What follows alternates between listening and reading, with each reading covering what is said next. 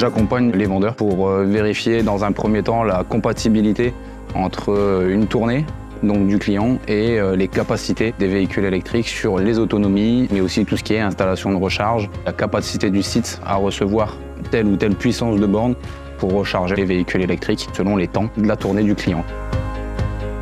Ma fonction, elle est née d'une demande de Renault Trucks à tous ces distributeurs de nommer un référent dans le cadre d'une labellisation pour pouvoir justement distribuer et entretenir les véhicules électriques. Ici, sur le site d'Arras, c'était principalement de la formation sur nos mécaniciens pour aller chercher des habilitations, la BCL, la B2VL, la B2XL. On n'intervient pas sur un véhicule électrique comme sur un véhicule thermique. Le principal avantage de la labellisation, c'est aussi d'avoir un réseau de distribution à proximité de nos clients. Si on prend l'exemple de Jackie Perreno, le site d'Arras est à moins de 10 km de leur site. Ça permet d'être efficace et réactif. Renault Coquidé est venu faire une formation ici, au niveau du chef d'atelier, qui nous a formés nous aussi. Le camion électrique, c'est un Renault T comme un gasoil. Il n'y a rien qui défaire à part que ça soit un électrique. Il y avait 2-3 manipulations que le chef d'atelier nous a montrées pour le démarrage, la mise en route, et après la prise en main, c'est sur la route qu'on l'a, l'expérience.